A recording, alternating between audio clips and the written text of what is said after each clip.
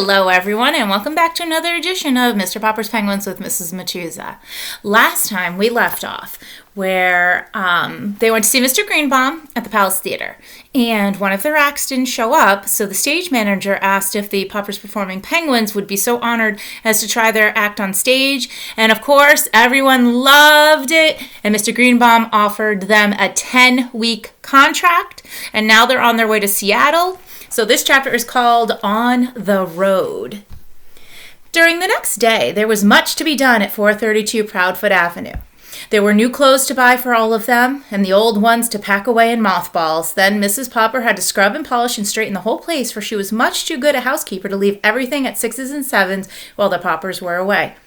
Mr. Greenbaum sent their first week's pay in advance, and the first thing they did was to pay off the man who installed the freezing plant in the basement. He had been getting rather uneasy about his money, and after all, without him, they could have never trained the penguins. Next, they sent the check to the company who had been shipping the fresh fish all the way from the coast.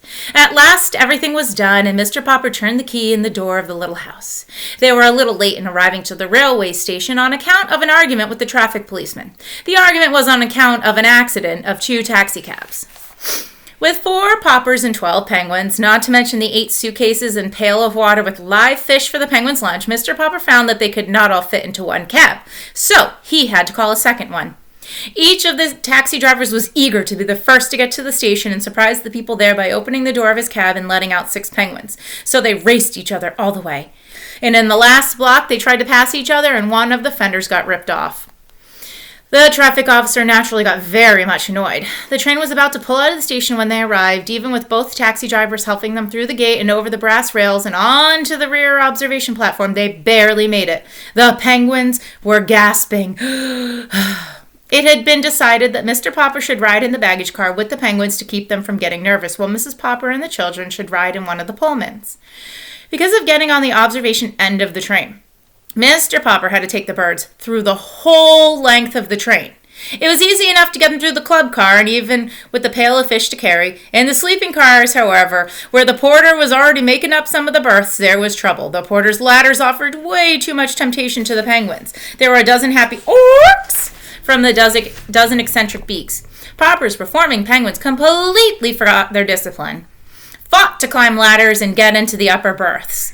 Poor Mr. Popper. One old lady screamed that she was going to get off the train whether it was going 90 miles an hour or not. A gentleman wearing a clergyman's collar suggested opening a window so the penguins could jump out. 2 porters tried to shoo the birds out of the berths. Finally, the conductor and the brakeman with a lantern came to the rescue. So here's a picture of the poor birds trying to climb into the berths, which are the beds that they have, like bunk beds almost, in train cars, when people used to stay on them for a long time and sleep. Mr. Popper. It was quite a while before Mr. Popper got his pets safely into the baggage car. Mr. Popper worried a little at the start over the idea of having Janie and Bill miss 10 weeks of school while they were on the road, though the children did not seem to mind. "You must remember, my love," said Mr. Popper, who had never been out of Stillwater, in spite of his dreams of distant countries, "that travel is very broadening." Well, from the start, the Penguins were a riotous success. Even their opening performance in Seattle went off without a hitch, probably because they had already rehearsed on a real stage.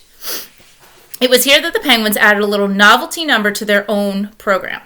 They were the first act on the bill, and when they finished their regular act, the audience went wild. They clapped and stamped and roared for more of Popper's Performing Penguins. Janie and Bill helped their father herd the penguins off the stage so that the next act could go on.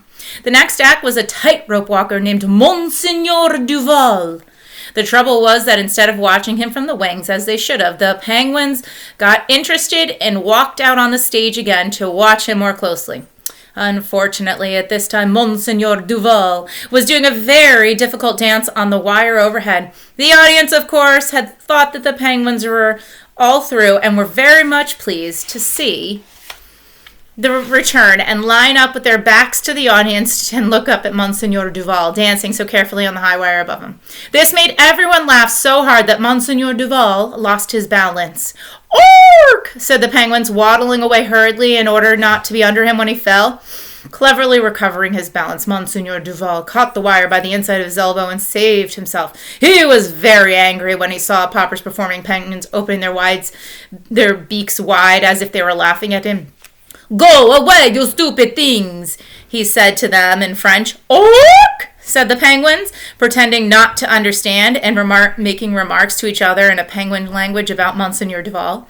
And whenever they appeared, the more they interfered with the other acts on the program, the better the audience liked them. So that's the end of that chapter. So people thought they were pretty funny, huh? Except for probably the people doing the acts, right? Monsieur Duval did not find him very funny. So the next chapter is called Fame. You think they're going to become famous? Maybe. I don't know. All right, we'll see. See you next time.